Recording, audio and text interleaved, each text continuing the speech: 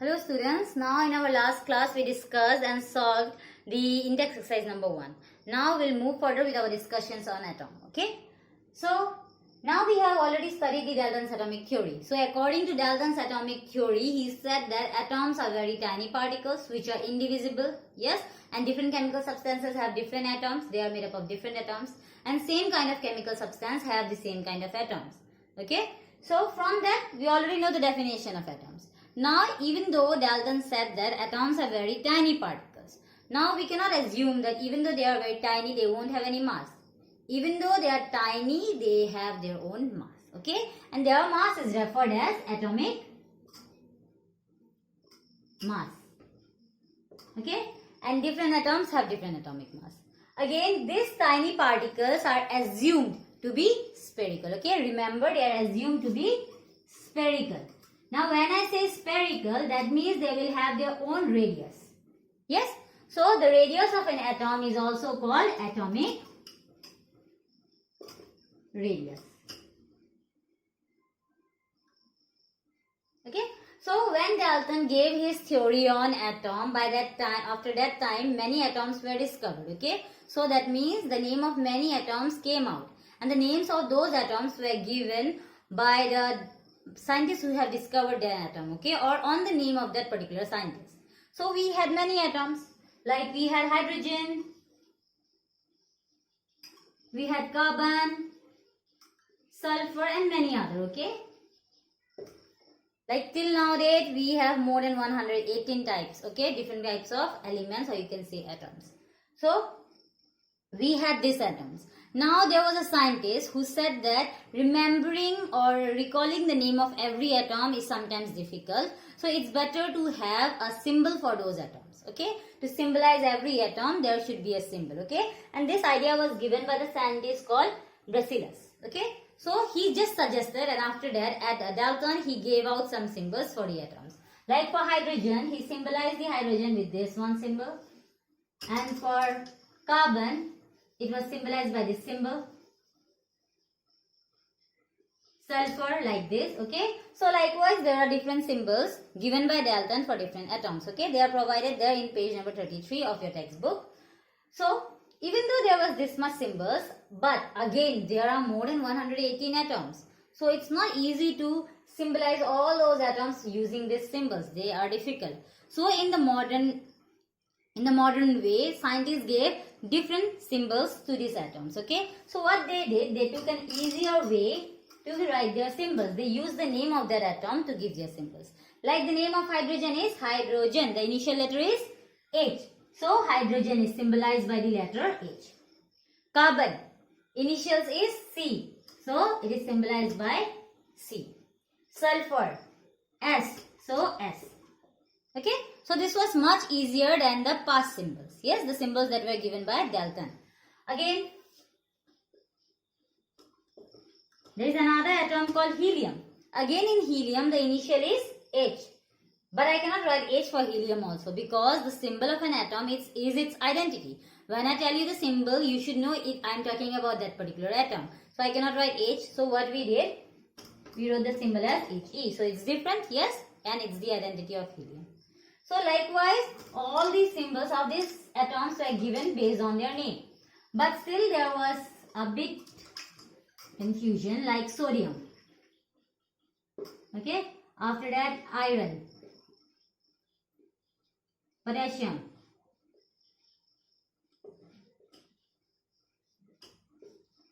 for sodium the symbol is Na, iron Fe, and potassium K. Okay. Now you must be thinking why the symbol are different. Na is not there in the name itself. Yes. Fe is not there in the name of iron. Neither K is there in the name of potassium. Now these symbols are also taken from their name only. But these are their common names, and these symbols are taken from their Greek names. Like sodium in Greek is known as natrium, while iron is known as ferrum, while potassium is called as kalium. Okay. So over here you can see the initials Na, Fe, K. Okay. So remember, all the symbols of every atoms are taken from their names, either from their common name or from their Greek name. So these symbols are the identity of the atoms. Now you need to know the symbols of atoms, okay? I'll give you a chart where you will get all this and you have to memorize that part. Now, if I come to your class and I don't call out your names but I call out your roll numbers, then you will know whom I am calling, yes? If I say roll number 1, you will know that I am calling roll number 1 and only he will be standing up, yes? So likewise, atoms also, they have a particular number that identify them, okay? And that number for atoms is known as atomic number.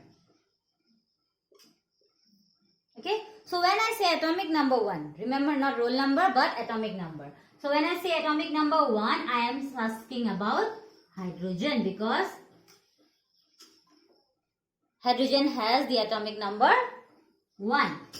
Again, if I say 2, I am talking about helium. If I say 8, then I am talking about oxygen. If I talk about 11, then I am talking about sodium. If I talk about 20, then I am talking about calcium. Okay?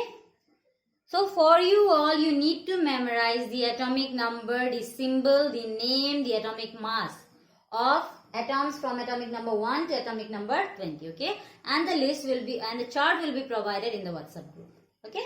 So remember this. Now after this, after atomic number, now let's move to atomic mass.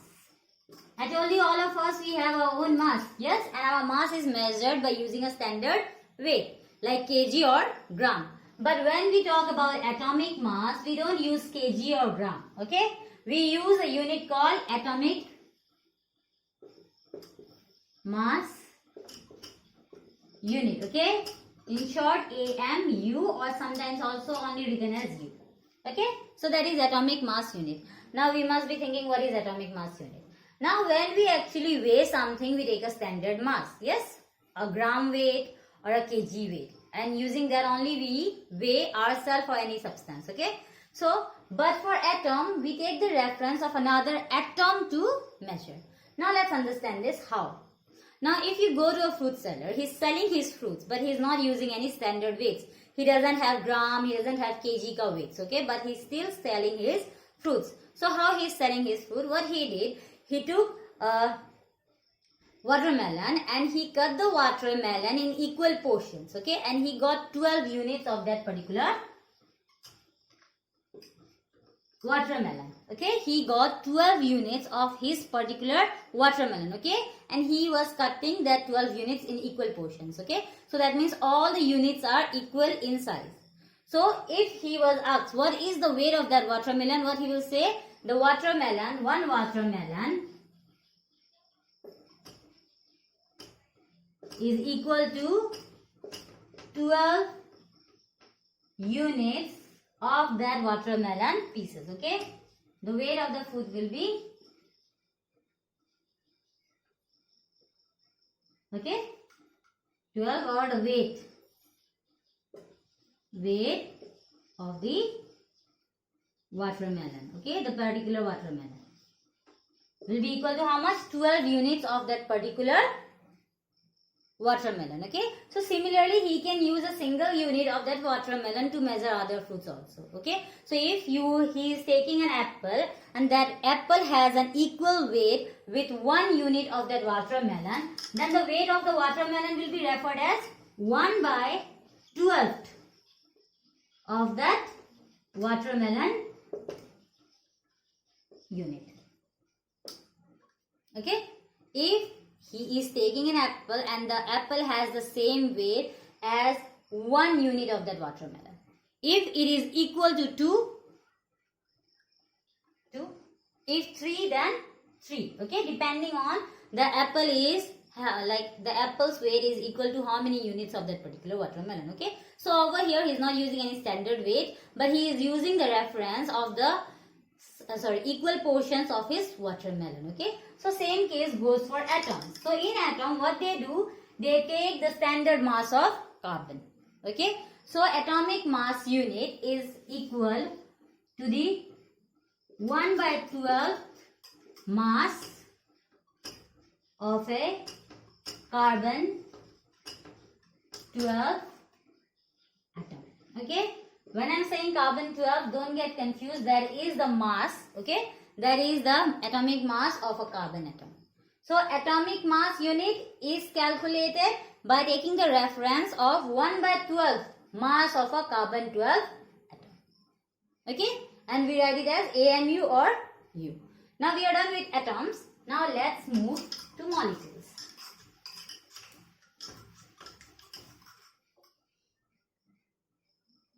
So let's come to molecules. Now we know atoms are there, but the atoms, they do not exist in the tiny state. Yes, they are not that tiny. Because if I talk about this marker, is it very tiny that it cannot be separated or divided? No, but it is still made up of atoms. Yes, so atoms, they exist as molecules. Okay, atoms, they come together and combine to give molecules. Okay, we have studied about this before as well. So molecules are of two types. The first one is referred as element. The second one is called as compounds. Okay, so atoms, they exist as molecules. How? By combining with each other. Either same kind of atoms they can combine together, or different kind of atoms they can combine together. Now, when the same kind of atoms they are combining together, we call them as element. Okay, and when different kind of atoms are combining together, we call them as compound.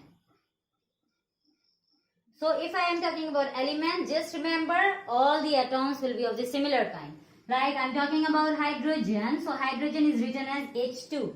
Two atoms of the same kind of hydrogen atom. Okay. I am talking about oxygen. I will write by O2. Two atoms of the same kind of oxygen atom. So they are elements. Again, S8. There are 8 atoms, but of the similar kind, that is S. Remember these numbers, okay, 2, 8 represents the number of atoms of that particular symbol, and symbol represents that atom. Now when you talk about compound, different atoms should combine together. So this is water, and this is the combination of hydrogen atom and oxygen atom. So that will be considered as compound because different atoms are coming together and combining. You can take the example of carbon dioxide, HCl, H2SO4, C2O4, okay, there are many examples, plenty, okay, even for elements and for compounds. And remember, most of the atoms, they actually exist in the form of elements, okay, they exist in the form of elements, and they react chemically to give you compounds. Okay, so got it? What are molecules? Molecules are the combination of 2 or more atoms together. Now, elements. Let's have a talk on elements. Now, before also we have studied about elements in Unit 1. So, elements can be metal, non-metal, or metalloids. Okay. We have studied about this, so I won't again explain you. Metals, they have their own kind of properties. They are lustrous, they are shiny, they are brittle. Non-metals, they don't have the properties like metal. They are not lustrous, they are not sonorous, they are not shiny. Metalloids, which have the combination of the properties of metals and metalloids. Yes, so they are the types. But over here, more than this, for us, what is important? How many atoms of the same kind are combining to give you an element? Okay, so elements can be monoatomic. Now when I say monoatomic, that means it will have only a single kind of its atom. Like example, helium, argon, okay. I'll give you the names, so don't worry. Just remember over here the symbols. Monoatomic, it will have only one atom in its elemental state, okay.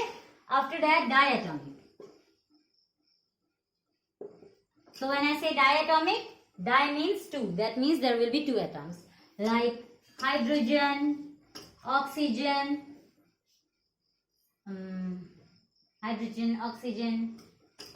sodium, many more, okay. Now after that, they can be triatomic. like B3. Okay, tri means 3, so 3 atoms. They can be tetraatomic. Again, tetra means how much? 4, so it can be P4. Okay, S4.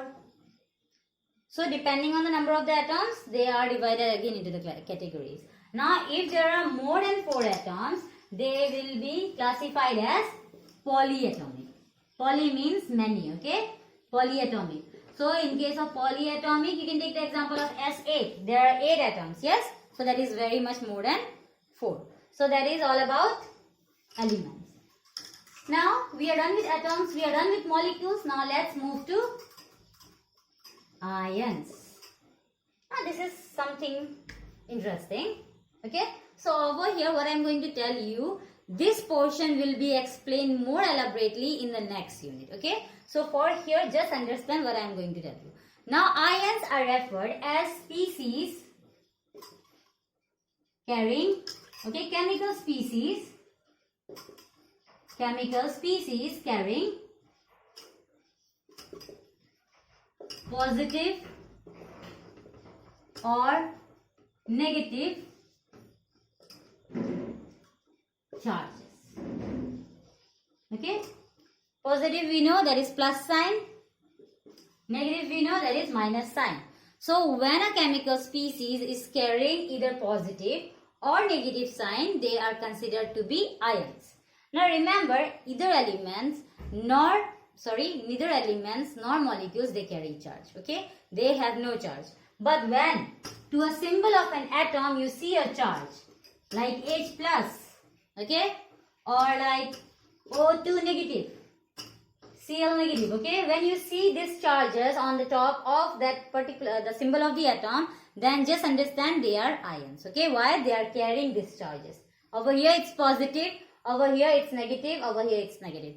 Now you must be thinking how they are carrying charge. Initially I wrote the symbol only as O, but now I am writing as O2 negative. Now this part will be explained in chapter 4. Okay, so for here you don't need to know how, just remember that when they carry charge they are ions. Okay, now if they carry positive charge, okay, if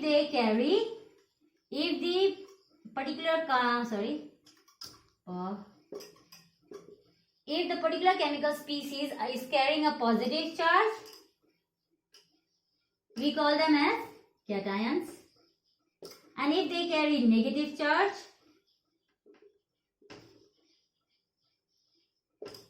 we call them as anions. Now this charge is also referred as valency. Okay, but when we say valency, we don't mention plus or minus, but just remember charge and valencies are same, but they are not identified by the sign. Valencies are not identified by the signs. Okay, but charges are identified by the signs. Now positive and negative charge, cations and anions, done. Now the charge can be more or less. Okay, when I say positive, it doesn't mean only one positive. It can be 2, 3, 4 positive. Okay, so every atoms in its ionic form, they contain charge. Like hydrogen, they carry plus charge as well as minus 1 charge. Okay, oxygen, it carries minus 2 charge.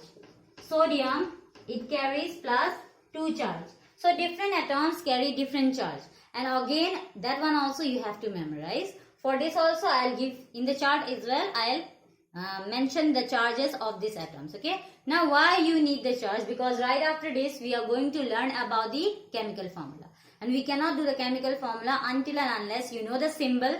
Okay, you know the symbol and the charge carried by that particular atom. Okay, whether it's carrying a positive charge or negative charge, and what number, 2, 1, 3, whatever number. Okay, so I'll give you that chart in the WhatsApp group and make sure to memorize it. Okay.